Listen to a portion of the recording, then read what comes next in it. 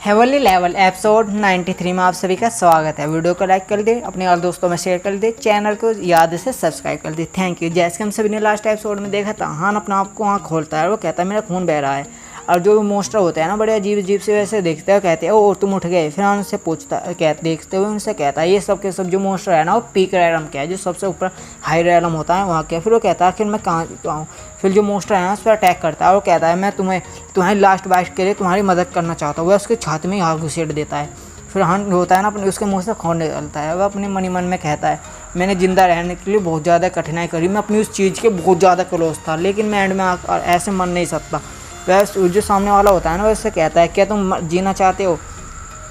फिर हम उससे कहता है तुम सब हो कौन। वैसे कहता है इससे कोई फ़र्क नहीं पड़ता, सबसे पहली बात यह है क्या तुम जीना चाहते हो। मैं तुम्हें स्ट्रॉन्ग बनने में और तुम्हें ज़िंदा करने के लिए यानी हो इस लायक हो, और तुम्हें मेरे साथ ये सौदा करना पड़ेगा। फिर वो कहता है तुम्हारे पास ज़्यादा समय नहीं है, सिर्फ एक सेकंड है, तुम बताओ करना चाहते हो या नहीं। हान उससे कहता है तुम मेरे साथ क्या करना चाहते हो। वो कहता है कुछ ज़्यादा नहीं, सिर्फ तुम्हें मेरा मास्टर बनना होगा। हान कहता है तुम्हारी आवाज़ ज़्यादा अजीब लग रही है, क्या ये ज़्यादा यानी खतरनाक है। और उससे कहता है तुम नहीं जानते, जो मेरे मालिक है ना, मालिक बनने से अच्छा लोग मेरे से मरना पसंद करते हैं। हान के मुंह से खून फूट निकलता है बहुत, अपने मन में कहता है जीना भी बहुत ज़्यादा मुश्किल है। फिर वो कहता है मैं एक्सेप्ट करता हूँ। फिर वो हंसता है, वो कहता है आखिरकार यानी डीमन सीलिंग टावर का मालिक मिल गया। फिर हमें दिखाया जाता है हान के अंदर भी सब यानी ऑब्जर्व होना शुरू हो जाते हैं। हान की बहुत ज़्यादा मुँह से चीख निकलने लगती है। फिर हमें दिखाया जाता है कुछ अजीब से मोस्टर वो कहते हैं ओ ग्रैंड एरिया से फाइनली हम बाहर निकल सकते हैं, भागो भागो। वह गेट को भागने लगते हैं। हान उनसे कहता है कहाँ जा रहे हो। फिर हमें दिखाया जाता है हान बहुत ज़्यादा पावरफुल हो चुका है। और फिर एक अजीब सी लोगों को दिखाया जाता है जो हम तक खान से बात कर रहा था। वह कहता है आखिर मुझे बाहर की चीज़ देखनी, हम फ्री हो चुके हैं, बाहर की दुनिया में ऐसा चल क्या रहा है। हान उसे वापस जवाब देता है और कहता है तुम अपना आपको क्या। फिर वो कहता है आगे बढ़ाता है अपनी बात, वही मोस्टर से होता है जो लोमड़ीसा जिसकी बहुत सारी पूँछ है।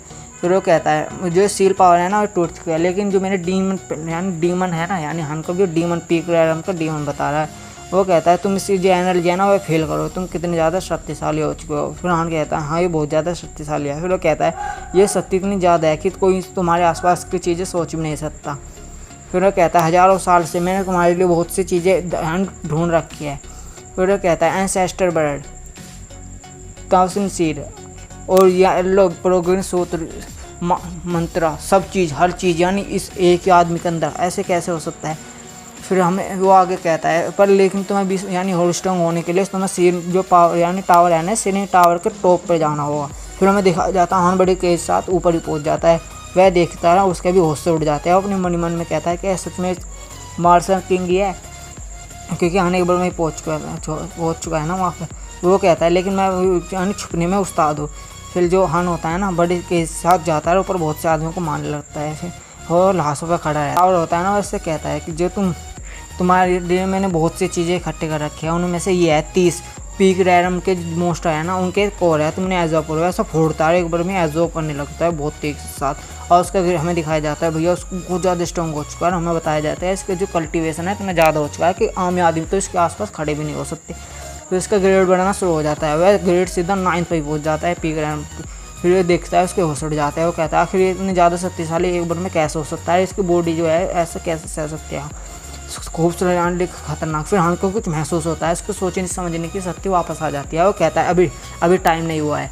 फिर अपनी जो शक्ति है ना यानी दोबारा सप्रेस करना शुरू कर देता है। हमें बताया जाता है वह ना उससे कहता है तुम पीक रैलम पर बड़े पहुंच चुके हो, तो तुम अपने आप को खुद सेंटर रैलम पर क्यों पहुँचा रहे हो। अगर जो तुम ऐसे ही करते हो ना, जो तुम्हारी शक्ति है ना तुम्हारे शरीर के साथ फट जाएगी। हान कहता है क्या फट जाएगी। फिर वो कहता है हाँ अगर जो तुम अपनी जो शक्ति अपने इस शरीर में एब्जॉर्ब करने की ज़्यादा कोशिश करोगे ना, यानी तुम्हें ना किसी को अपने साथ साझा करने की जरूरत है। फिर हान कहता है ये तो बहुत ज़्यादा परेशानी की बात हो सकती है। फिर हान उस लाल आँख के साथ उससे कहता है मैं तुम्हें नहीं जानता, लेकिन मुझे तुम पर विश्वास है, क्योंकि तुमने जो भी कहा है ना अभी तक वो सब सही है। फिर हमें उस महारानी का सीन दिखाया जाता है। महारानी उससे कह रही है लिटिल ड्रैगन नहीं, क्योंकि हान के हाथ पैर है ना वे अंदर उधर जा रहे होते हैं। फिर हान अपने उसे कहता है अब तुम पूरी तरह से तैयार हो, चलो मेरी जो पावर है ना उससे साझा करने में मेरी मदद करो, और मैं ना पूरी तरह से भरा हुआ। फिर वो कहता है उसे चलो डुअल कल्टीवेशन करें। फिर हमें रानी की मुँह जुबानी बताया जाता है। रानी कह रही है अपनी मन में बहुत ज़्यादा गर्म है। फिर जब हमें बताया जाता है भैया रानी भी बहस चुके हैं भैया, वो भी तैयार है, बिल्कुल मामला तैयार है महारानी की ओर से। फिर हमें दिखाया जाता है उनके बीच के कुछ खूबसूरत पल।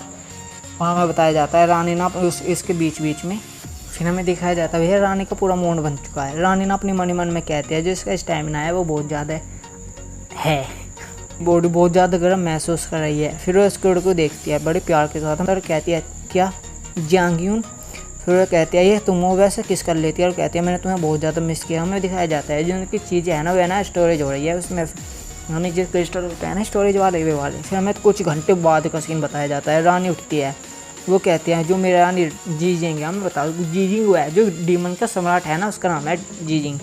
वो कहती है जीजिंग के द्वारा जो मुझे यानी इस छोट से निशान दिए गए थे ना वह पूरी तरह से गायब हो चुका है, जो मेरी सत्य है ना पूरी तरह से रिकवर हो चुकी है। फिर उसके उड़ के देखते हैं लेकिन कहती है ये क्या हुआ, यह तो पूरी तरह से वही याद है। फिर उसके यानी जिंग के इसमें ही अपनी याद बॉयफ्रेंड के बारे में सोचने लगती है और कहती है जियांग मुझे लगा था कि उस पल गुम, लेकिन मैंने भी उसका बिल्कुल भी कोई विरोध नहीं करा। मैं जानती हूँ अगर जो तुम होते ना उसकी जगह तो तुम इसका विरोध जरूर करते। फिर उसका गले पर हाथ धर लेते हैं और कहती है यह पहला बंदा है जो कि मेरे ऊपर बेड पर चढ़ा है और मैं किसी को भी इस दुनिया में ऐसे कोई जिंदा नहीं रहने दूंगी जिसने मेरे साथ उसे ऐसा बिहेवियर करा है। फिर वो कहते तुम्हारी इतनी हिम्मत हुई कि तुमने मेरे साथ वो सब करने की कोशिश करी। फिर वो अपने मन ही मन में सोचती है लेकिन फिर भी नू मैं इसे नहीं मार सकती, ऐसा क्यों, वैसे इसे नू नहीं मार।